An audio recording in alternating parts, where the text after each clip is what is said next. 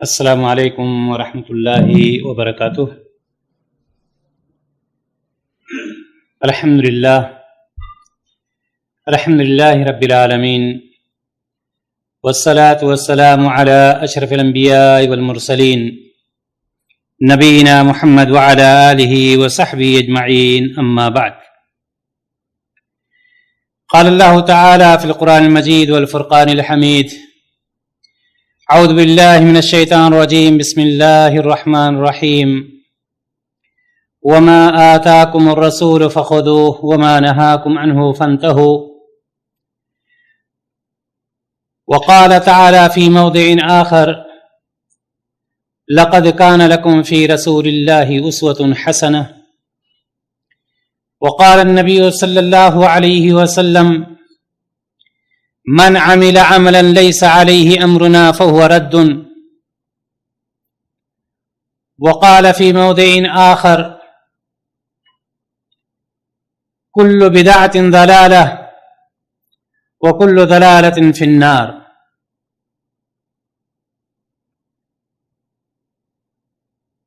محترم حضرات، آج 1 دسمبر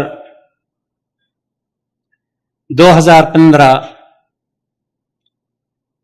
بروز منگل بعد نماز عشاء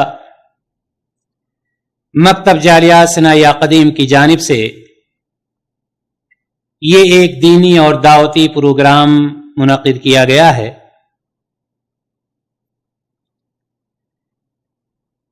اللہ تبارک و تعالی کی توفیق سے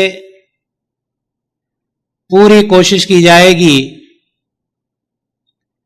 کہ آج کے اس اہم موضوع پر قرآن و حدیث کی روشنی میں آپ کے سامنے پوری باتیں وضاحت کے ساتھ رکھی جائیں۔ اللہ تبارک و تعالی کا لاکھ لاکھ احسان اور کرم ہے اور شکر ہے کہ اس نے ہمیں اور آپ کو دین کی باتوں کو سننے، سمجھنے اور اس پر عمل کرنے کے لیے یہاں پر پہنچنے کی توفیق عطا فرمائی ہے۔ الہ العالمین ہم تمام لوگوں کو کہنے اور سننے سے زیادہ ان باتوں پر عمل کرنے کی توفیق عطا فرمائے۔ اس میں کوئی شک نہیں کہ اللہ رب العزت نے جناب محمد رسول اللہ صلی اللہ علیہ وسلم کو مبعوث فرما کر ہمارے اور آپ کے سارے مسائل کو حل کر دیا، اور آپ صلی اللہ علیہ وسلم نے اللہ تبارک و تعالی کے پیغام کو من وعن اپنی امت تک پہنچا دیا۔ کوئی بھی ایسی بات نہیں جس کو اللہ تبارک و تعالی نے حکم دیا ہو اور آپ صلی اللہ علیہ وسلم نے اسے نہ پہنچایا ہو۔ جن باتوں کے کرنے کا حکم دیا گیا ہے آپ صلی اللہ علیہ وسلم نے انہیں بھی پہنچا دیا ہے، اور جن چیزوں سے منع کیا گیا ہے نبی اکرم صلی اللہ علیہ وسلم نے انہیں بھی پہنچا دیا۔ اسی لیے اللہ تبارک و تعالی قرآن مقدس میں ارشاد فرماتا ہے، وما آتاکم الرسول فخذوه وما نهاکم عنہ فانتہوا۔ اللہ کے رسول جناب محمد رسول اللہ صلی اللہ علیہ وسلم تمہیں جو باتیں دیں ان کو لے لو، اور جن چیزوں سے منع کریں ان سے باز آ جاؤ۔ یہ اللہ تبارک و تعالی ہمیں اور آپ کو حکم دے رہا ہے کہ تمہارے نبی نے جن چیزوں پر چلنے کا حکم دیا ہے ان پر تمہیں چلنا ہے، اس پر عمل کرنا ہے، نبی کی اتباع کرنی ہے، نبی کی پیروی کرنی۔ اور اتباع اور پیروی کا مطلب صرف یہ نہیں ہوتا ہے کہ جن چیزوں پر چلنے کا حکم دیا ہے صرف انہی کو اختیار کیا جائے، بلکہ اتباع کا مطلب یہ ہوتا ہے کہ جن چیزوں پر چلنے کا حکم دیا گیا ہے جس طرح سے اس کو اپنایا جاتا ہے اسی طرح سے جن چیزوں سے منع کیا گیا ہے ان سے باز آنا بھی ضروری ہے. یہ بھی اتباع میں شامل ہے.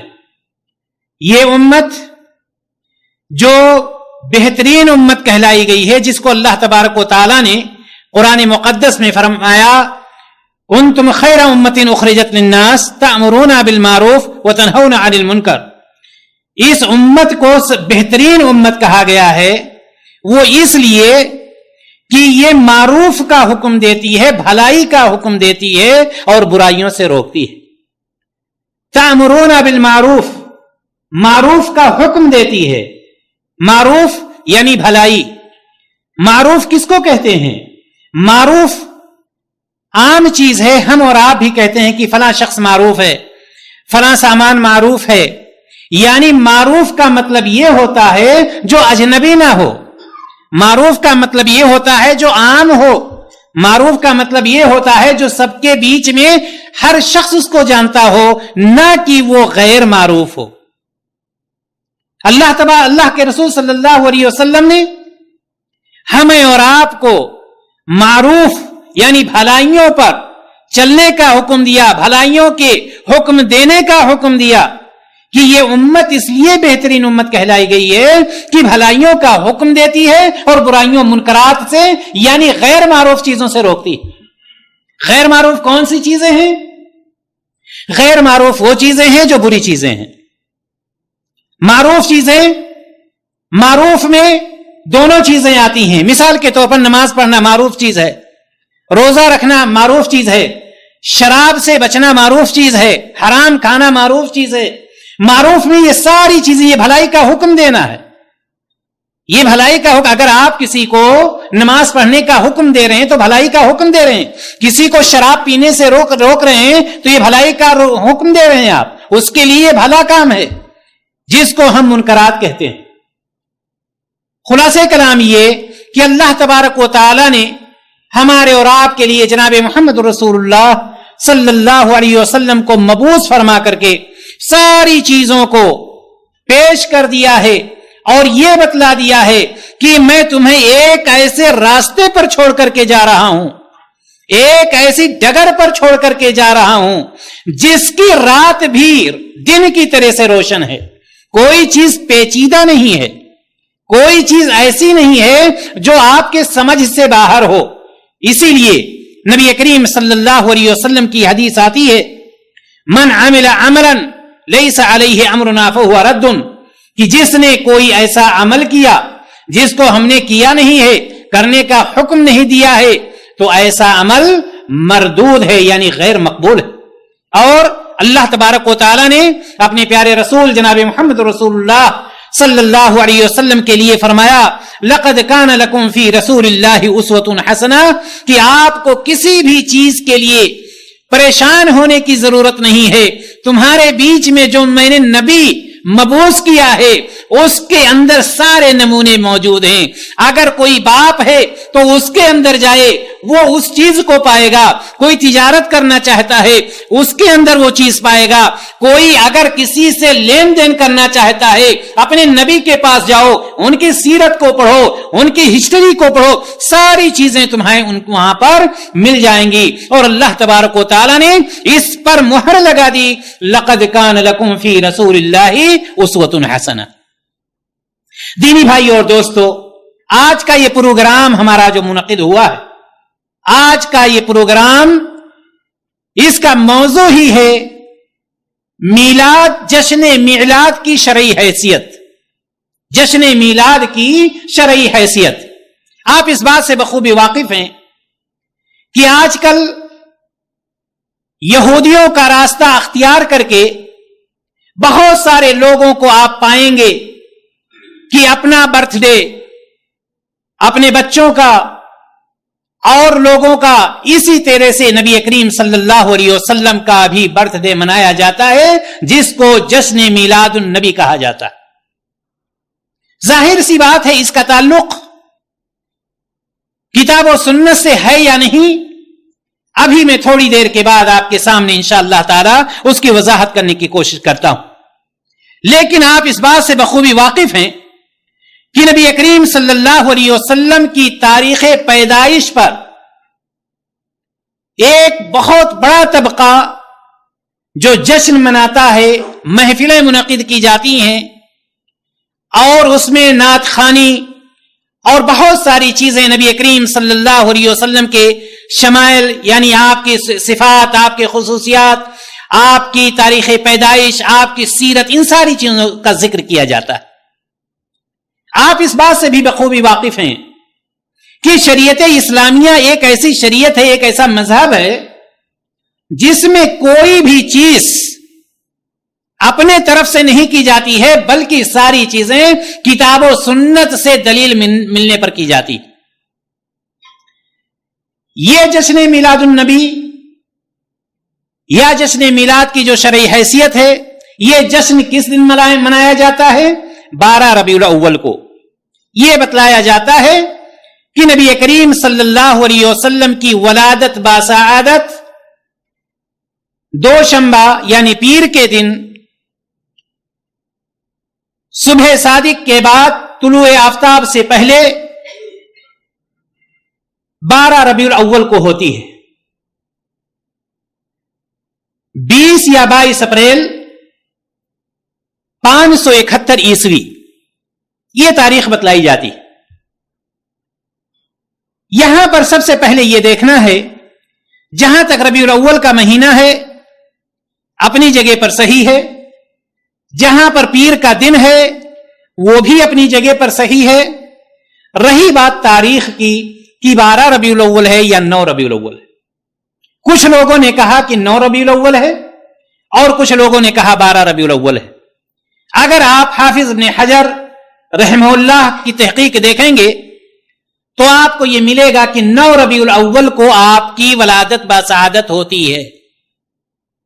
اسی طرح سے مشہور سیرت نگار علامہ قاضی محمد سلیمان منصور پوری رحمہ اللہ اپنی مشہور کتاب رحمت للعالمین میں بتلاتے ہیں کہ نبی کریم صلی اللہ علیہ وسلم کی ولادت باسعادت بروز سوموار صبح صادق کے بعد طلوع آفتاب سے پہلے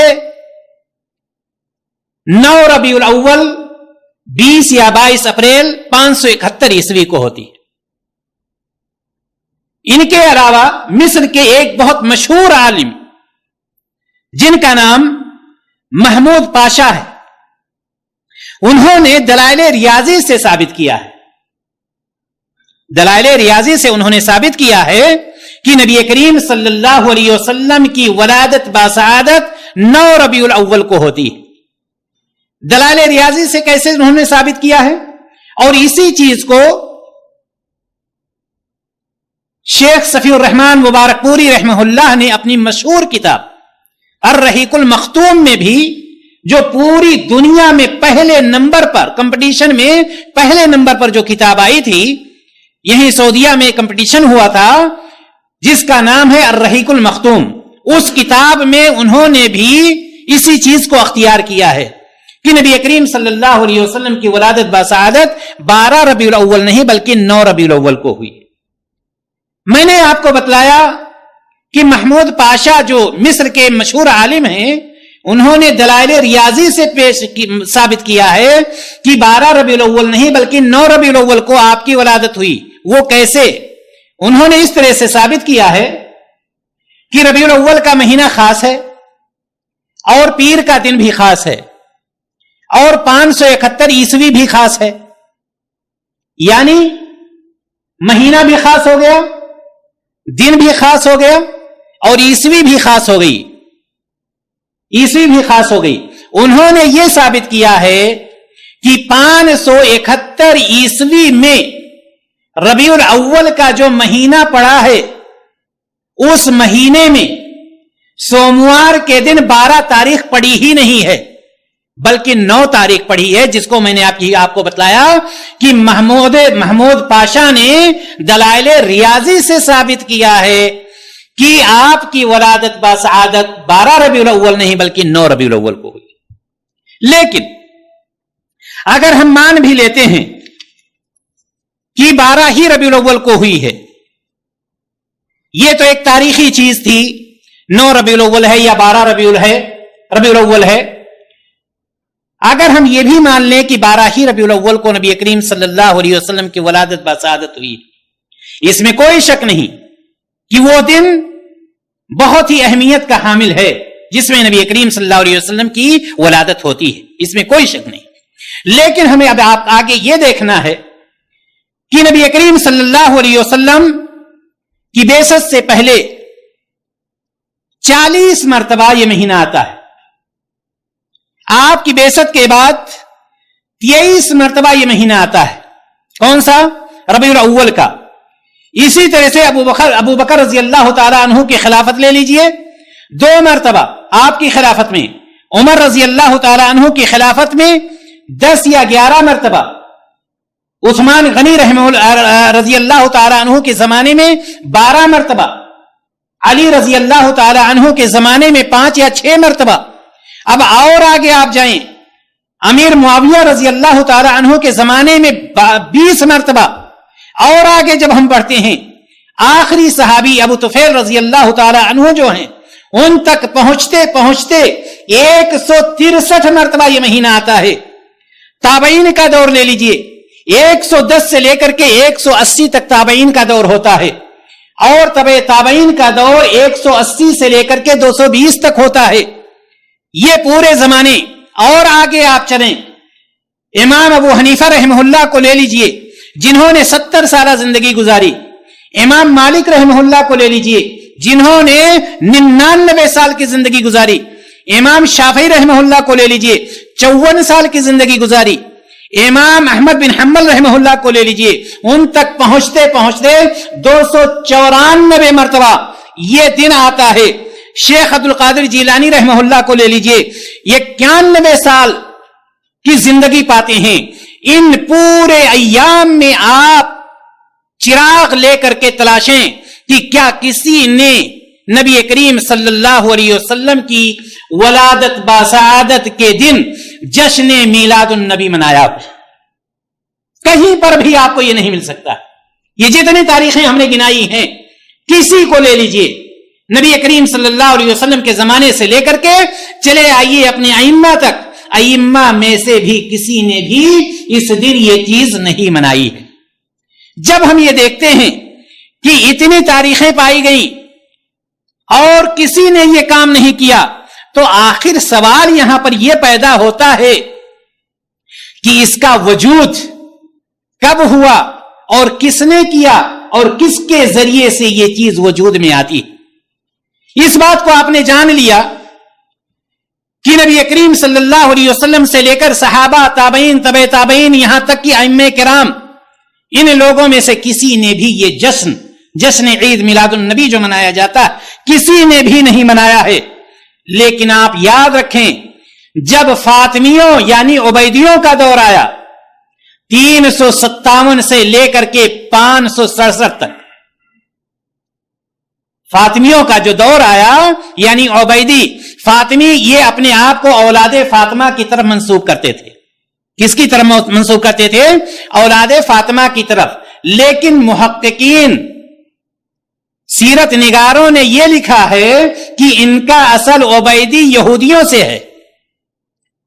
عبید اللہ بن میمون بن ویسان، یہ شخص جو تھا یہودی تھا.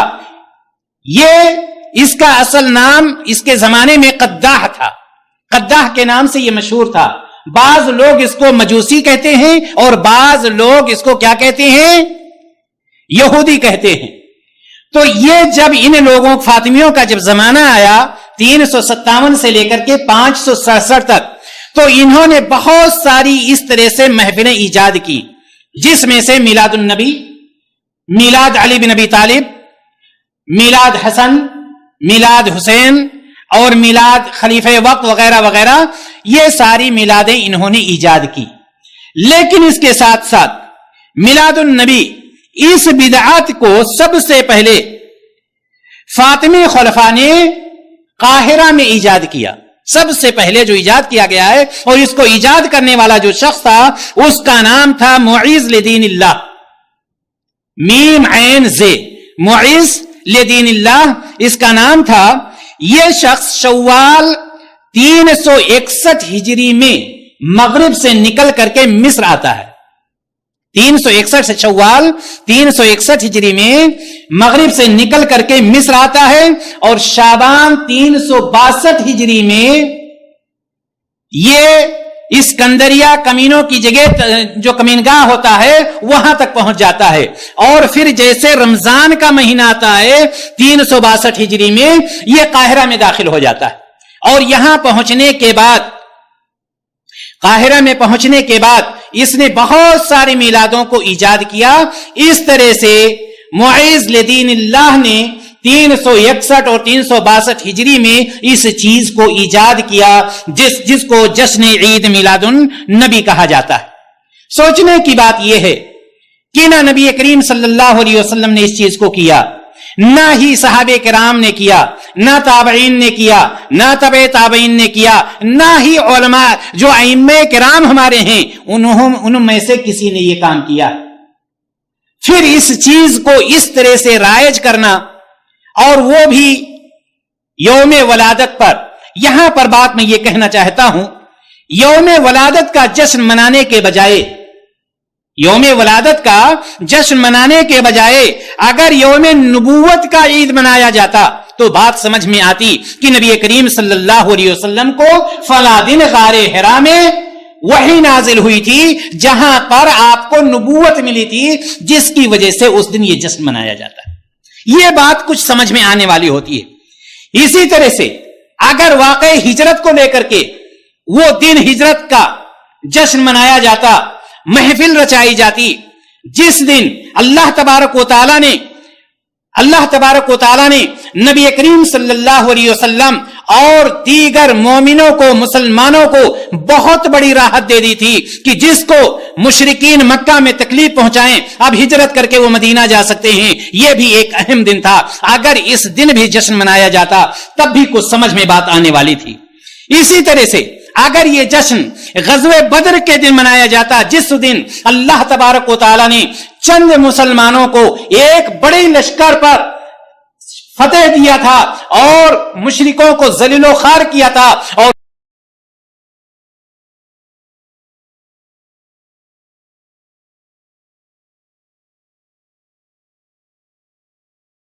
دیا تھا، یہ بھی بات ہمارے سمجھ میں کچھ آنے والی تھی.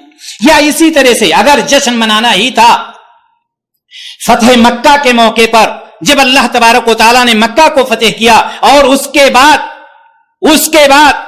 لوگ جوک در جوک اسلام میں داخل ہونا شروع ہو گئے، وہ دن بھی اگر منایا جاتا ہے تب بھی سمجھ میں بات آتی ہے کہ ہاں اللہ تبارک و تعالیٰ نے مسلمانوں کے ساتھ اتنا بڑا کرم کیا، اتنی بڑی اپنی نعمت اتاری، اس لیے آج کے دن یہ جشن منایا جاتا ہے. کچھ سمجھ میں بات آتی ہے. اسی طرح سے اور آگے بڑھیں، اگر یہ جشن حجۃ الوداع کے موقع پر منایا جاتا کہ فلاں دن اللہ تبارک و تعالیٰ نے اپنے پیارے رسول جناب محمد رسول اللہ صلی اللہ علیہ وسلم کے اوپر دین کو مکمل کر دیا ہے اور یہ پسند کر لیا کہ اسلام ہی دین رہے گا، اگر اس دن بھی جشن منایا جاتا ہے یہ بھی کچھ سمجھ میں بات آتی ہے. لیکن یہاں پر یوم ولادت کا جو جشن منایا جاتا ہے، پہلی بات تو نہ ہی نبی کریم صلی اللہ علیہ وسلم سے یہ ثابت ہے اور نہ ہی صحابہ کرام سے، نہ تابعین سے، نہ تبع تابعین سے، نہ ہی ائمہ کرام سے. اس کے باوجود اس چیز پر اتنا زیادہ زور دیا جاتا ہے. میرے بھائیو اور دوستو، کہنے کا مطلب یہ کہ اللہ تبارک و تعالی نے ہمیں اور آپ کو یہ حکم دیا ہے کہ اطیعوا اللہ و اطیعوا الرسول، اللہ کی اطاعت کرو اور اس کے رسول جناب محمد رسول اللہ صلی اللہ علیہ وسلم کی اطاعت کرو. یہاں پر میں آپ کو یہ بتلانا چاہتا ہوں کہ جو لوگ یہ عمل کرتے ہیں، جشن میلاد النبی مناتے ہیں، ان کے پاس کچھ دلیلیں ہوتی ہیں. وہ لوگ ان دلیلوں کو سامنے رکھ کر کے اور لوگوں کو بتلاتے ہیں کہ اس بنا پر ہم جشن عید میلاد النبی مناتے ہیں. آئیے ہم دیکھتے ہیں کہ وہ دلیلیں کیا ہیں ان کی.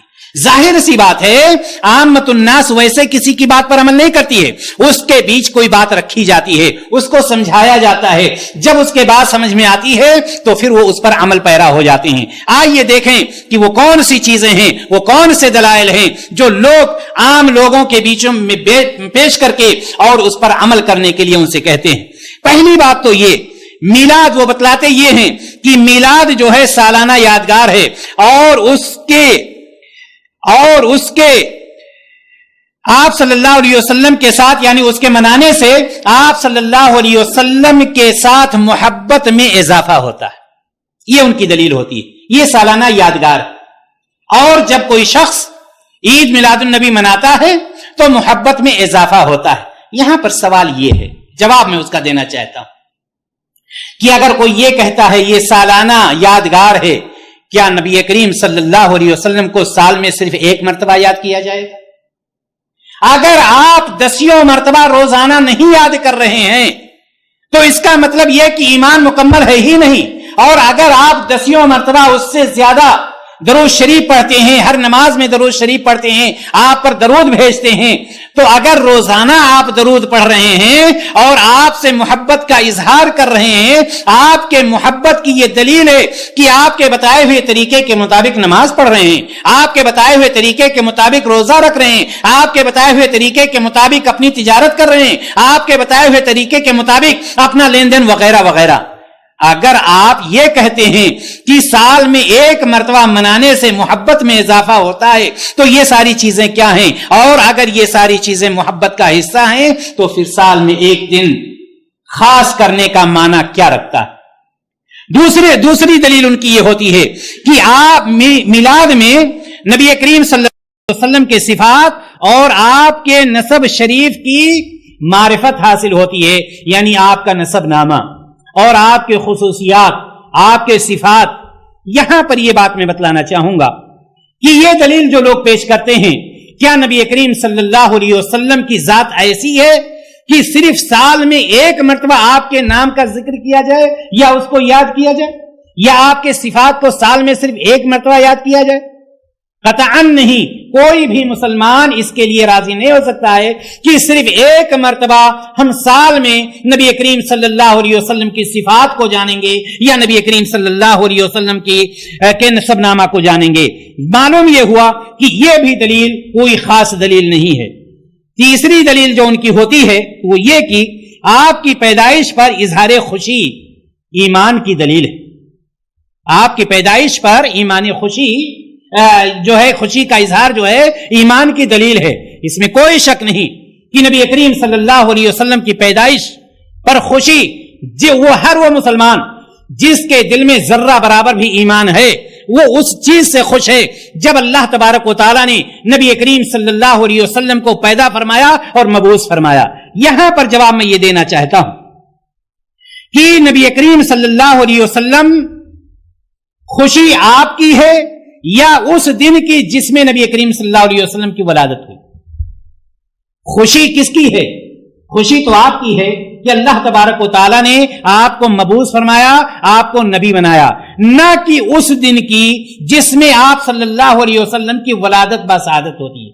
اگر خوشی آپ کی ہے تو کوئی دن خاص نہیں ہے، ہمیشہ ہم یہ خوشی مناتے ہیں کہ اللہ تبارک و تعالیٰ نے ہمارے اوپر بہت بڑا احسان کیا کہ اپنے رسول کو بھیج کر کے حق اور باطل کو سمجھا دیا ہے اور ہمارے لیے راستہ آسان ہو چکا۔ لیکن اگر خوشی اس دن کی ہے جس میں نبی کریم صلی اللہ علیہ وسلم کی ولادت بسعادت ہوتی ہے، اگر خوشی اس دن کی ہے تو یاد رکھیں یہی وہ دن ہے جس میں نبی کریم صلی اللہ علیہ وسلم کی وفات بھی ہوتی۔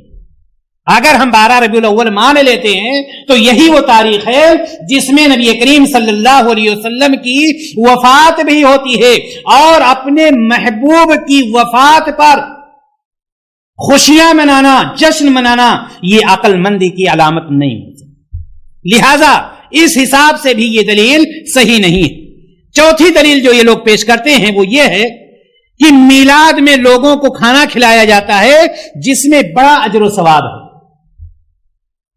میلاد میں لوگوں کو کھانا کھلایا جاتا ہے، دعوت دی جاتی ہے، لی جاتی ہے، ایک دوسرے کی جگہ جاتے ہیں، کھانا کھاتے ہیں۔ یاد رہے یہ بھی کھانا کھلانے کی ترغیب سال میں ایک دن کے لیے نہیں، اللہ تبارک و تعالیٰ نے ہمیشہ کھانا کھلانے کے لیے لوگوں کو حکم دیا ہے کہ ایک دوسرے کو کھلائیے، مسکینوں کو کھلائیے، فقیروں کو کھلائیے، دوست و احباب کو کھلائیے۔ کوئی ایک دن خاص نہیں ہے جس میں لوگوں کو کھانا کھلایا جائے۔ آخری دلیل ان کی جو ہے، میلاد میں قرآن کی تلاوت کی جاتی ہے اور آپ پر درود و سلام پڑھا جاتا ہے۔ ایک دلیل یہ بھی یہ پیش کرتے ہیں، میلاد میں قرآن کی تلاوت کی جاتی ہے اور آپ پر درود و سلام پڑھا جاتا ہے۔ اب آپ اس سے یہ اندازہ لگائیں کہ یہ دلیل پیش کرنا کہ اسی بہانے لوگ آ کر کے قرآن کی تلاوت کر لیتے ہیں، اسی بہانے لوگ آ کر کے نبی کریم صلی اللہ علیہ وسلم پر درود و سلام پڑھ لیتے ہیں۔ یاد رہے کسی خاص جگہ کو متعین کر کے صرف اس لیے کہ وہاں قرآن کی تلاوت کی جائے گی، کسی خاص جگہ کو متعین کر کے کہ وہاں پر نبی کریم صلی اللہ علیہ وسلم پر درود پڑھا جائے گا، ایسا کرنا بدعت ہے۔ کسی خاص جگہ کو متعین کر کے قرآن کا پڑھنا یہ بذات خود ایک بدعت ہے۔ ایک بات۔ دوسری بات یہ کہ آپ سب جانتے ہیں اس بات کو کہ جو مجلسیں رچائی جاتی ہیں وہاں پر کس طرح سے اختلاط ہوتا ہے مرد و عورتوں کا، اور دوسری بات شرکیہ اشعار کیسے کیسے وہاں پر پڑھے جاتے ہیں، یہ صرف اللہ تبارک و تعالیٰ ہی زیادہ سے زیادہ جان سکتا ہے۔ یہاں تک کہ نبی کریم صلی اللہ علیہ وسلم کی شان میں جب شعر پڑھنے لگتے ہیں تو یہاں تک کہہ دیتے ہیں کہ خالق کل نے آپ کو مالک کل بنا دیا، خالق کل نے آپ کو مالک کل بنا دیا، دونوں جہاں ہیں آپ کے قبض و اختیار میں۔ خالق کل جانتے ہیں کس کو کہتے ہیں؟ خالق کل کون ہے؟ اللہ تبارک و تعالی۔ ساری دنیا کو پیدا کرنے والا، دنیا و مافیہ کو، آسمان کو، سب کو پیدا کرنے والا کون ہے؟ اللہ تبارک۔ خالق کل نے یعنی جو سب کو پیدا کرنے والا ہے، اس نے آپ کو یعنی نبی کریم صلی اللہ علیہ وسلم کو مالک کل بنا دیا، ہر ایک چیز کا بادشاہ بنا دیا۔ دونوں جہاں کون کون؟ زمین و آسمان، دونوں جہاں ہیں آپ کے قبض و اختیار میں۔ اب آپ اندازہ لگائیں کہ یہ ہوتا ہے اس دن جس دن جشن عید میلاد النبی منایا جاتا ہے۔ نبی کریم صلی اللہ علیہ وسلم خود فرماتے ہیں، میں کسی نفع اور نقصان کا مالک نہیں ہوں، اور اگر میں نفع کا مالک ہوتا تو بہت سارے منافع حاصل کر لیتا۔ اللہ تبارک و تعالیٰ نے بارہا فرمایا ہے کہ کسی کے ہاتھ میں نفع اور نقصان نہیں ہے، نہ کسی نبی کے، نہ ولی کے، نہ پیر کے، نہ فقیر کے، نہ فرشتوں کے۔ اگر نفع نقصان کا مالک ہے تو کون ہے؟ اللہ تبارک و تعالیٰ ہے۔ جب وہ مجلس منعقد کی جاتی ہے، اس مجلس میں یہ ساری چیزیں پیش کی جاتی ہیں۔ اسی طرح سے یہ تو دلیلیں تھی، وہاں پر کچھ اور شبہات ہوتے ہیں، اور کچھ شبہات ہوتے ہیں جن کو بتلایا جاتا ہے کہ ان کی بنا پر ہم جشن عید میلاد النبی مناتے ہیں۔ آئیے اس پر بھی ہم بڑے اختصار کے ساتھ ایک نظر دوڑا لیتے ہیں۔ سب سے پہلی بات تو یہ ہوتی ہے کہ ابو لہب کا حوالہ دیا جاتا ہے،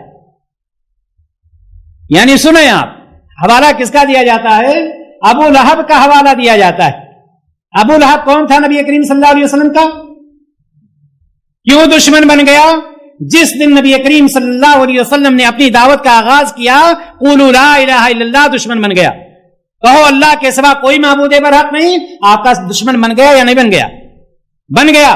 اسی کا حوالہ دیا جاتا ہے کہ ابو لہب کے کسی عزیز نے خواب میں دیکھا کہ ابو لہب کو عذاب ہو رہا ہے۔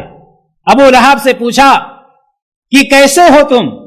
تو اس نے کہا کہ جب سے تم سے الگ ہوا ہوں اسی وقت سے عذاب میں مبتلا ہوں، لیکن سوموار کے دن یعنی پیر کے دن تھوڑی دیر کے لیے مجھ سے عذاب ہٹا لیا جاتا ہے، چونکہ اس دن ابو لہب نے جب نبی کریم صلی اللہ علیہ وسلم کی ولادت ہوئی تھی تو ابو لہب کو جب خوشخبری یہ ملی خوشخبری تو اس نے اپنی لونڈی کو آزاد کر دیا تھا. تو جب اس نے اپنی لونڈی کو آزاد کر دیا جس کی وجہ سے اللہ تعالیٰ خوش ہو کر کے سوموار کے دن ابو لہب کے عذاب کو ہٹا دیتا. آپ اندازہ لگائیں. سب سے پہلی بات تو آپ یہ سمجھ لیجیے اختصار کے ساتھ کہ کوئی بھی کافر، اس پر سارے لوگوں کا اتفاق ہے، کسی بھی مسلک کا کوئی شخص ہو، کوئی بھی کافر، کوئی بھی مشرک، جب وہ مر جاتا ہے تو اس نے اگر نیک کام کیا ہے اس کا نیک کام اس کو کام نہیں آتا.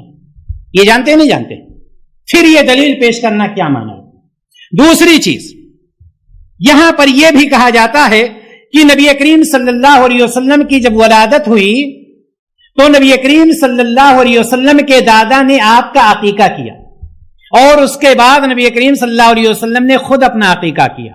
اور ایک شخص کا 2 بار عقیقہ نہیں ہوتا، لہذا جو آپ نے عقیقہ کیا وہ شکرانے کے طور پر کیا، اس لیے ہم بھی شکرانے کے طور پر یہ جشن مناتے ہیں. پہلی بات تو یہ کہ کہاں پر یہ لکھا ہوا ہے کہ نبی کریم صلی اللہ علیہ وسلم نے اپنی ولادت کے شکرانے میں اس عقیقہ کو کیا تھا؟ کہیں پر آپ کسی بھی کتاب میں جائیں کہیں پر نہیں مل سکتا. اسی طرح سے، اور دوسری بات یہ ہے کہ یہ روایت بھی کمزور ہے، امام نووی نے اس کو باطل قرار دیا. اسی طرح سے عاشورہ کا روزہ کا حوالہ دیا جاتا ہے. عاشورہ کا روزہ یہ بتلایا جاتا ہے کہ موسیٰ علیہ الصلوۃ والتسلیم کو اور ان کی قوم کو جب اللہ تبارک و تعالیٰ نے فرعون اور فرعونیوں سے نجات دیا تو موسیٰ علیہ الصلوۃ والتسلیم نے روزہ رکھا، اور نبی کریم صلی اللہ علیہ وسلم نے خود بھی رکھا اور اپنی امت کو روزہ رکھنے کے لیے بھی کہا. لہذا ہم اس دن روزہ تو نہیں رکھتے ہیں لیکن اس دن کھانے خوب پکاتے کھاتے پیتے ہیں. بھئی اگر نبی کریم صلی اللہ علیہ وسلم کی اس سنت کو لے کر کے چلنا ہے کہ موسیٰ علیہ الصلوۃ والتسلیم کی یاد میں انہوں نے ایسا کیا اور کرنے کا حکم دیا، تو ہمیں کیا کرنا چاہیے؟ روزہ رکھنا چاہیے. آپ صلی اللہ علیہ وسلم روزہ رکھیں اور ہمارے مرغ اور مسلم چلتے رہیں. تو یہ دلیل بھی اس طرح سے کوئی قابل قبول چیز نہیں ہے. یہ وہ ساری چیزیں ہیں جن کو شبہات کے بنا پر لوگوں کے بیچ میں پیش کیا جاتا ہے اور یہ بتلایا جاتا ہے کہ اگر ہم ایسا کرتے ہیں تو نبی کریم صلی اللہ علیہ وسلم کی محبت میں اضافہ ہوتا ہے اور محبت کی یہ دلیل دی جاتی ہے. لیکن وہ یہ نہیں جانتے کہ نبی کریم صلی اللہ علیہ وسلم سے محبت کرنا کیا ہے؟ فرض ہے. نبی کریم صلی اللہ علیہ وسلم سے محبت کرنا فرض ہے. اور اللہ تبارک و تعالی نے سورۃ التوبہ میں صراحت کے ساتھ فرما دیا ہے کہ اے نبی آپ کہہ دیجئے کہ اگر تمہارے باپ، تمہارے بیٹے، تمہارے بھائی، تمہاری بیویاں، تمہارے عزیز و اقارب، تمہارے وہ مال جس کو تم نے کمایا ہے، تمہاری وہ حویلیاں جن کو تم پسند کرتے ہو، تمہاری وہ تجارت جس کے خسارے سے تم ڈرتے ہو، اگر یہ ساری یا ان میں سے کوئی ایک تمہیں اللہ سے، اللہ کے رسول سے، اللہ کے راستے میں جہاد کرنے سے زیادہ عزیز ہیں، اگر ان میں سے ساری چیزیں یا ان ساری چیزوں میں سے کوئی ایک چیز اللہ سے، اللہ کے رسول سے، اللہ کے راستے میں جہاد کرنے سے زیادہ عزیز ہیں، فَتَرَبَّصُوا حَتَّى يَأْتِيَ اللَّهُ بِأَمْرِهِ، تو انتظار کرو کہ اللہ تبارک و تعالی تمہارے اوپر اپنے فیصلے کو نازل کرے. محبت ایسی نہیں ہے، یہ نہیں ہے کہ ہم جشن عید میلاد النبی منا لیں، سال میں ایک دن ہم ثابت کر دیں کہ ہم محب رسول ہیں. یہ محبت نہیں ہے میرے بھائی اور دوست. اللہ تبارک و تعالی نے قرآن مقدس کے اندر صاف فرما دیا کہ اگر ان میں سے کوئی ایک، اور یہی نہیں، عمر بن خطاب رضی اللہ تعالیٰ عنہ کو آپ دیکھ لیں. عمر بن خطاب رضی اللہ تعالیٰ عنہ نے کیا کہا تھا؟ یہی کہا تھا نا کہ اے اللہ کے رسول صلی اللہ علیہ وسلم اپنی نفس کو چھوڑ کر کے ساری چیزوں سے زیادہ آپ سے محبت کرتا. آپ صلی اللہ علیہ وسلم نے کیا فرمایا؟ لا یؤمن احدکم حتی اکون احب الیہ من والدہ وولدہ والناس اجمعین، کہ تم میں سے کوئی شخص اس وقت تک کامل مومن نہیں ہو سکتا جب تک میں اس کے نزدیک اس کے باپ سے، اس کے بیٹوں سے اور ساری چیزوں سے زیادہ محبوب نہ بن جاؤں۔ عمر بن خطاب رضی اللہ تعالیٰ عنہ فون کہتے ہیں، اے اللہ کے رسول صلی اللہ علیہ وسلم، اپنی جان سے بھی زیادہ میں آپ سے محبت کرتا ہوں۔ آپ صلی اللہ علیہ وسلم نے فرمایا، اے عمر، اب تمہارا ایمان مکمل ہو گیا۔ یہ کون سے عمر تھے؟ یہ وہ عمر تھے جن کے بارے میں خود نبی کائنات فرماتے ہیں، لو کان بعدی نبیا لکان عمر، اگر میرے بعد نبوت کا سلسلہ جاری ہوتا تو نبوت کس کو ملتی؟ عمر بن خطاب رضی اللہ تعالی عنہ کو ملتی، جن کے بارے میں نبی کائنات فرماتے ہیں، اے عمر، ابھی تمہارا ایمان مکمل نہیں۔ میرے بھائی اور دوست، محبت کا مطلب یہ نہیں کہ ہم ایک مرتبہ جشن عید میلاد النبی منا لیں۔ محبت کا مطلب یہ ہے، محبت اس کو کہتے ہیں کہ نبی کریم صلی اللہ علیہ وسلم نے جن چیزوں پر چلنے کا حکم دیا ہے ہم اس پر چلیں، جن چیزوں سے روکا ہے ہم ان سے باز آ جائیں، آپ کی اتباع کریں، آپ کی پیروی کریں۔ ہم ایسے نہ ثابت کریں محبت جس طرح سے کہنے والے نے کہا کہ قادر کل کے نائب اکبر کن کا رنگ دکھاتے یہ، قادر کل کے نائب اکبر۔ قادر کل کون ہے؟ اللہ تبارک و تعالی۔ نائب اکبر یعنی نبی کریم صلی اللہ علیہ وسلم۔ دیکھیں محبت کی دلیل، دیکھیے، قادر کل کے نائب اکبر کن کا رنگ دکھاتے یہ ہیں، ان کے ہاتھوں میں ہر کنجی ہے، مالک کل کہلاتے یہ۔ کیا بچا اللہ تبارک و تعالی کے لیے جب آپ نے یہ بتلا دیا کہ نائب اکبر جو ہیں یعنی نبی کریم صلی اللہ علیہ وسلم جو چیز چاہتے ہیں کہتے ہیں کن ہو جا فیکون، تو وہ چیز ہو جاتی ہے۔ کیا بچا اللہ تبارک و تعالیٰ کے پاس، اور کیا چھوڑا آپ نے اللہ تبارک و تعالیٰ کے؟ کیا یہ شعر وہی لوگ نہیں پڑھتے ہیں؟ اور قربان جائیے عقل پر کہ یہی شعر جب پڑھے جاتے ہیں اس وقت نعرے رسالت کہ ایسے نعرے لگتے ہیں کہ آسمان تک آواز جا کر کے پڑھتے۔ کیا کہا جا رہا ہے شعر میں؟ اس سے کوئی تعلق نہیں۔ اللہ کو نبی بنایا جا رہا ہے، نبی کو اللہ بنایا جا رہا ہے، کوئی فرق نہیں ہے۔ نعرے رسالت کیوں؟ اس لیے کہ نبی کریم صلی اللہ علیہ وسلم کی شان میں جتنا بھی غلو کر لو اتنا کم۔ محبت اس کا نام نہیں ہے میرے بھائی اور دوست۔ نبی کریم صلی اللہ علیہ وسلم نے ہمیں اور آپ کو یہ حکم نہیں دیا ہے کہ ہم اور آپ نبی کریم صلی اللہ علیہ وسلم کی شان میں اسی طرح سے غلو کریں جس طرح سے عیسیٰ ابن مریم کے بارے میں انہوں نے غلو کیا تھا، بلکہ نبی کریم صلی اللہ علیہ وسلم نے فرمایا، لا تطرونی کما طرت النصارى ابن مریم انما انا عبدہ فقولوا عبد اللہ ورسولہ۔ تم لوگ میرے بارے میں ویسے ہی غلو نہ کرنا جس طرح سے عیسیٰ ابن مریم کے بارے میں کیا گیا تھا۔ میں اللہ کا بندہ ہوں، اس لیے تم مجھے اللہ کا بندہ اور اس کا رسول کہو، یہی میرے لیے کافی ہے۔ لیکن کیا کیا جاتا ہے؟ یہ تجاوز، یہ غلو، جب کسی بھی چیز میں غلو آ جاتا ہے تو یاد رکھیے کہ راہ حق سے اس کو بھٹکا دیتا ہے۔ اسی لیے اگر آپ کو محبت دیکھنا ہے تو محبت کا مطلب یہ نہیں ہے تھوڑی دیر کے لیے چلے جایا کیجئے نبی کریم صلی اللہ علیہ وسلم کے ان صحابہ کی سیرت میں جن کے بارے میں نبی کریم صلی اللہ علیہ وسلم نے فرمایا تھا کہ اگر تم میں سے کوئی شخص احد پہاڑ کے برابر سونا خرچ کرے گا، میرا صحابی ایک جو خرچ کرے گا اللہ کے راستے میں، تب بھی میرے صحابی کو نہیں پہنچ سکتے۔ آئیے دیکھیں ابو طلحہ رضی اللہ تعالی عنہ غزوہ احد کا موقع۔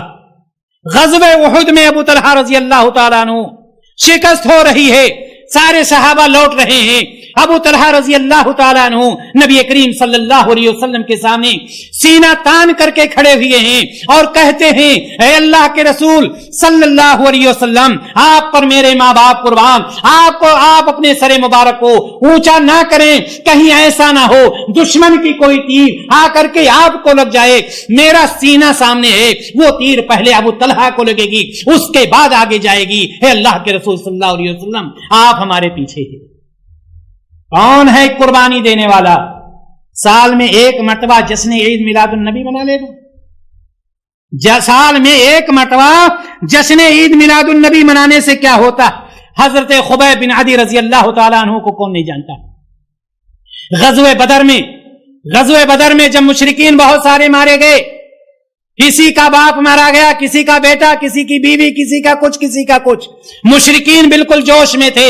اس کے بعد خبیب بن عدی رضی اللہ تعالیٰ عنہ کو گرفتار کر لیتے، سارے مشرکین اکٹھا ہو جاتے ہیں، خبیب بن عدی رضی اللہ تعالیٰ عنہ کو ستا رہے ہیں، تکلیف پہ تکلیف پہنچا رہے ہیں، کہہ رہے ہیں خبیب آج کی تاریخ میں اس وقت تو تم بھی یہ پسند کرتے ہوگے، کاش تمہارا نبی، کاش محمد تمہاری جگہ پر ہوتا اور تم کو چھٹکارا مل جاتا۔ خبیب بن عدی رضی اللہ تعالیٰ عنہ کہتے ہیں اے مشرکین تم کہتے ہو کہ مجھے چھٹکارا مل جائے اور یہاں پر محمد صلی اللہ علیہ وسلم آ جائیں، میں تو یہ بھی گوارا نہیں کرتا کہ آپ کے پیر مبارک میں، آپ کے قدم مبارک میں ایک کانٹا بھی چبھ جائے، ایک کانٹا چبھنا بھی مجھے گوارا نہیں ہے۔ یہ میری محبت ہے نبی کریم صلی اللہ علیہ وسلم، یہ ہے محبت میرے بھائی اور دوست۔ اور آگے چل، مرد ہی نہیں رہے، محبت میں مرد ہی نہیں رہے، کیا کریں گے اس خاتون کو جو بنو دینار کی عورت تھی، جس کا غزوہ احد میں باپ بھی شہید، بیٹا شہید، شوہر شہید، بھائی شہید، غزوہ احد کی طرف نکلتی ہے، کسی نے کہا اے خاتون، اے ام فلاں تمہارا بیٹا شہید ہو چکا ہے، کہا کوئی بات نہیں، یہ بتاؤ محمد کیسے ہیں صلی اللہ علیہ وسلم۔ کسی نے کہا تمہارا شوہر شہید ہو گیا، کسی نے کہا یہ شہید ہوا، سب کو کہتی ہے مجھے یہ بتلاؤ محمد صلی اللہ علیہ وسلم کیسے ہیں۔ لوگوں نے بتلایا کہ محمد صلی اللہ علیہ وسلم بالکل صحیح ہیں، کہتی ہے مجھے دکھا دو، مجھے یقین نہیں آ رہا ہے۔ خاتون کے سامنے جب نبی کریم صلی اللہ علیہ وسلم کو حاضر کیا جاتا ہے، دیکھ لیتی ہے تو کہتی ہے اے اللہ اگر یہ چاروں قربانیاں تو قبول کر لے، محمد بچ گئے ہیں تو میرے دل میں کوئی غم نہیں۔ محبت کس کو کہتے ہیں؟ سال میں ایک مرتبہ جس نے عید میلاد النبی منا لینا۔ یاد رکھنا اللہ تبارک و تعالی نے قرآن مقدس میں فرمایا ہے اور بڑی وضاحت کر دی ہے، اللہ تبارک و تعالی نے وَقَدِمْنَا إِلَى مَا عَمِلُوا مِنْ عَمَلٍ فَجَعَلْنَاهُ هَبَاءً مَنْثُورًا۔ اللہ تبارک و تعالی نے سورہ فرقان میں بتلا دیا کہ وہ لوگ جو ایسے ویسے عمل کر رہے ہیں ہم ان کی طرف بڑھیں گے اور ان کے اعمال کو گرد و غبار بنا کر کے ختم۔ اور اسی لیے سورۃ الکہف میں اللہ تبارک و تعالی نے فرمایا قل هل ننبئكم بالاخسرین اعمالا، اے نبی صلی اللہ علیہ وسلم کہہ دیجئے، قل کہہ دیجئے هل ننبئكم بالاخسرین اعمالا، کہو تو تمہیں میں بتلا دوں، کہو تو میں تمہیں بتلا دوں کہ عمل کے اعتبار سے تم میں سے سب سے زیادہ نقصان اور گھاٹے میں کون سا شخص ہوگا؟ نبی کریم صلی اللہ علیہ وسلم کو حکم ہو رہا ہے کہ کہو تو بتلا دوں کہ عمل بھی کرو گے اور نقصان اور گھاٹے میں بھی رہو گے، کہو تو بتلا دوں۔ آگے اللہ تعالیٰ نے نقشہ کھینچا الذین ضل سعیہم فی الحیات الدنیا، جن لوگوں کی محنتیں قد و کاوشیں ساری کی ساری دنیا میں رائیگاں اور بیکار ہو گئی، وَهُمْ يَحْسَبُونَ أَنَّهُمْ يُحْسِنُونَ صُنْعًا، اور وہ گمان کیے بیٹھے ہیں، وہ گمان کر کے بیٹھے ہیں کہ ہم بہت نیک عمل کر رہے ہیں۔ یہ ایسے ہی اعمال ہیں میرے بھائی اور دوستو جن کا شریعت سے کوئی تعلق نہیں، چونکہ نبی کریم صلی اللہ علیہ وسلم نے فرمایا کل بدعت ضلالہ کل ضلالۃ فی النار، ہر بدعت گمراہی ہے اور ہر بدعت گمراہ ہے اور ہر گمراہی جہنم میں لے جانے والی۔ آپ تو اس کی بات کر رہے ہیں، آئیے میں آپ کو ابو موسیٰ اشعری رضی اللہ تعالیٰ عنہ کا واقعہ سناتا ہوں۔ ابو موسیٰ اشعری رضی اللہ تعالیٰ عنہ مشہور صحابی، ایک دن عبداللہ بن مسعود رضی اللہ تعالیٰ عنہ کے گھر، آپ صلی اللہ علیہ وسلم کی وفات کے بعد عبداللہ بن مسعود رضی اللہ تعالیٰ عنہ کے گھر آتے، کہتے ہیں اے عبداللہ بن مسعود، میں نے آج مسجد میں ایک عجیب و غریب چیز دیکھی۔ عبداللہ بن مسعود رضی اللہ تعالیٰ عنہ نے کہا کہ کیا دیکھا ہے؟ کہا میں نے ایک چیز دیکھی ہے جو درست نہیں ہے لیکن اس میں خیر ہی ہے، یعنی کوئی ایسی چیز نہیں ہے جس کا انکار کیا جائے لیکن وہ عمل درست نہیں ہے۔ عبداللہ بن مسعود رضی اللہ تعالیٰ عنہ پوچھتے ہیں یہ کیا دیکھا آپ نے؟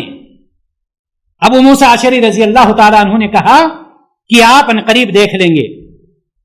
اس کے بعد کہتے ہیں ابو موسیٰ اشعری رضی اللہ تعالیٰ عنہ کہ میں نے دیکھا کہ مسجد میں مختلف حلقے بنے ہوئے ہیں، جیسے قرآن پڑھانے کے لیے حلقہ لگایا جاتا ہے، اور ہر حلقے کا ایک امیر ہے، اور وہ امیر لوگوں کے ہاتھوں میں کنکریاں دے رکھا ہے، ہر ایک کے ہاتھ میں کنکریاں ہیں، اور وہ امیر کہتا ہے 100 مرتبہ اللہ اکبر کہو، سارے لوگ 100 مرتبہ اللہ اکبر اسی کنکریوں سے کہتے ہیں۔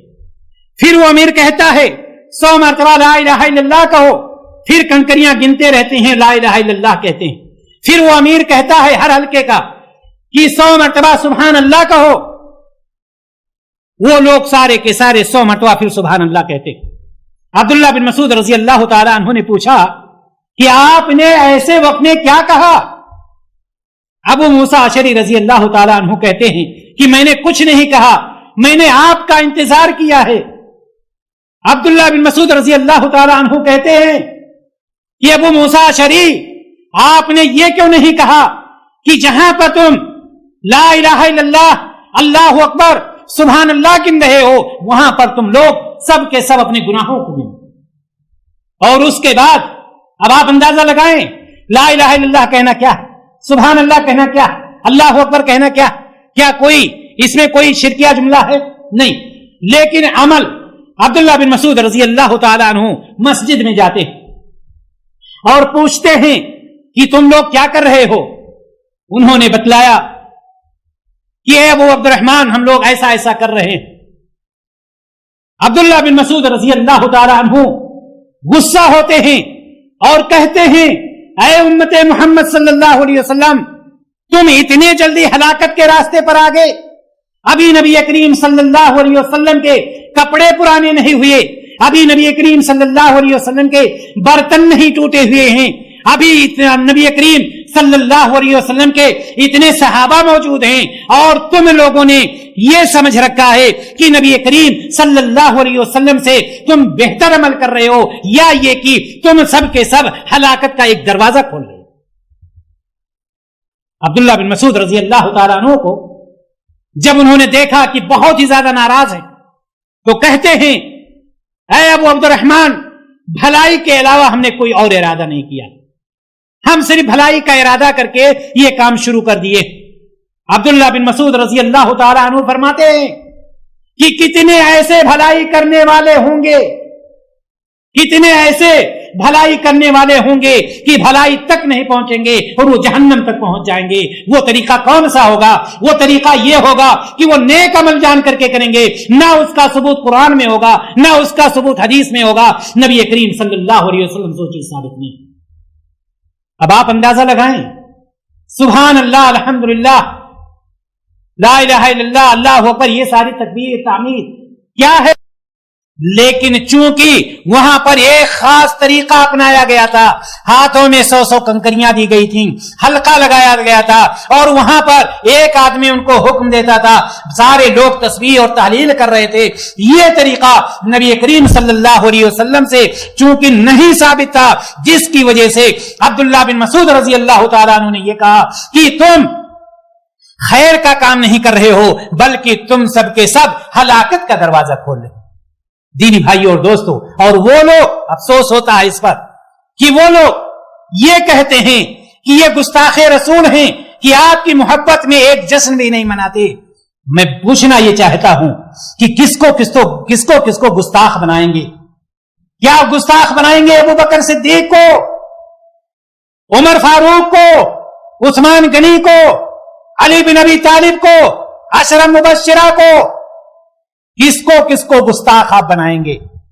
میرے بھائی اور دوستوں، کہنے کا مطلب یہ کہ اللہ تبارک و تعالیٰ نے ہمیں عقل سلیم عطا کیا ہے. جب اللہ تبارک و تعالیٰ نے ہمیں عقل سلیم عطا کیا ہے تو ہم کوئی بھی عمل کریں دیکھ بھال کر کے کریں.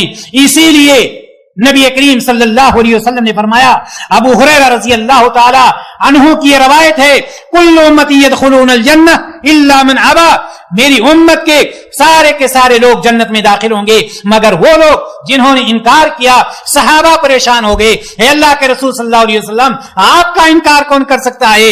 آپ صلی اللہ علیہ وسلم فرماتے ہیں, من اطاعنی دخل الجنہ, جس نے میری اطاعت کی وہ جنت میں داخل ہوگا. ایسا شخص جو میری اطاعت کرے گا وہ جنت میں داخل ہوگا اور جو میرا انکار کرے گا وہ جہنم میں داخل ہوگا. دینی بھائیوں اور دوستو, آپ جانتے ہیں کہ نبی کریم صلی اللہ علیہ وسلم, اور ساتھ ہی ساتھ یہ چیز بھی یاد سنتے چلیں کہ جو مجلس ہوتی ہے ایک وقت آتا ہے کہ مجلس میں سارے کے سارے لوگ کھڑے ہو جاتے ہیں اور یہ بتلایا جاتا ہے کہ نبی کریم صلی اللہ علیہ وسلم کی روح اس وقت آ رہی ہے. اس کے استقبال میں سارے کے سارے لوگ کھڑے ہو جاتے ہیں. کیا کریں گے آپ کو یاد ہوگا 2006 میں جب نبی کریم صلی اللہ علیہ وسلم کا کارٹون بنا کر کے دشمنوں نے پھیلانے کی کوشش کی تھی, سبھی لوگوں نے بائیکاٹ کیا تھا یا نہیں کیا تھا؟ اسی لیے مسلمانوں نے بائیکاٹ کیا تھا نا کہ نبی کریم صلی اللہ علیہ وسلم کی شان میں گستاخی کی گئی تھی اور سب کے سب اس پر متفق تھے. میں آپ سے یہ کہنا چاہتا ہوں, جب ان لوگوں نے ڈنمارک کے لوگوں نے جب آپ صلی اللہ علیہ وسلم کی ذات کا کارٹون بنایا, آپ نے اس کی مخالفت کی, بائیکاٹ کیا. آئیے دیکھیں نبی کریم صلی اللہ علیہ وسلم کیا فرما رہے ہیں. قیامت کا دن ہوگا, میں حوض کوثر پہ کھڑا ہوں گا, میرے امتی آئیں گے, قریب پہنچنے والے ہوں گے, میں ان کی طرف بڑھوں گا, مجھے روک دیا جائے گا کہ اے محمد ان کی طرف نہ بڑھو. کہوں گا اے اللہ یہ میرے امتی ہیں, میری امت کے لوگ ہیں. نبی کریم صلی اللہ علیہ وسلم سے کہا جائے گا سحقن سحقن, ان لوگوں سے دوری ہو جن لوگوں نے میرے بعد میرے دین میں تغیر اور تبدل پیدا کر دیا. چونکہ نبی کریم صلی اللہ علیہ وسلم کو بتلایا جائے گا کہ اے محمد آپ کو یہ پتا نہیں کہ آپ کے بعد انہوں نے دین میں کیسے تغیر اور تبدل کیا تھا. اس وقت نبی کریم صلی اللہ علیہ وسلم فرمائیں گے سحقن سحقن لمن غیر آبادی, اس شخص سے میری دوری ہو جس نے میرے بعد میرے دین میں تغیر اور تبدل پیدا کر دیا ہے. اگر قیامت کے دن نبی کریم صلی اللہ علیہ وسلم ہمارا بائیکاٹ کر دیں گے تو اس وقت ہم کہاں جائیں گے میرے بھائیوں؟ لہذا اللہ تبارک و تعالی نے فرمایا ہے یا ایھا الذین آمنوا اطیعوا اللہ واطیعوا الرسول, اللہ کی اطاعت کرو اور رسول کی اطاعت کرو. اور ایک جگہ یہ بھی فرمایا ہے کہ اپنے اعمال کو ضائع نہ کرو. اعمال کو ضائع کرنے کا مطلب کیا ہوا کہ ہم یہی جان کر کے کریں گے کہ ہم نیک عمل کر رہے ہیں اور ہمارا عمل غلط ہوگا, قرآن و حدیث سے ثابت نہیں ہوگا. اگر کوئی بھی عمل ہو, کتنا بھی ہم اس میں پیسہ لگا دیں, کتنی مشقت لگا دیں, اگر وہ عمل نبی کریم صلی اللہ علیہ وسلم سے ثابت نہیں ہے تو اللہ تبارک و تعالیٰ کے یہاں وہ مردود ہے, غیر مقبول ہے.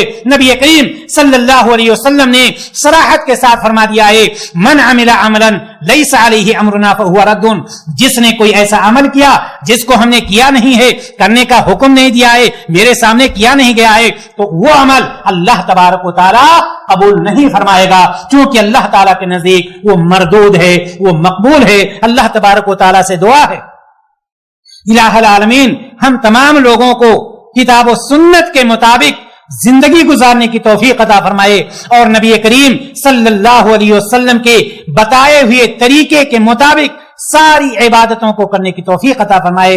وآخر دعوانا الحمدللہ رب العالمین. السلام علیکم ورحمۃ اللہ وبرکاتہ.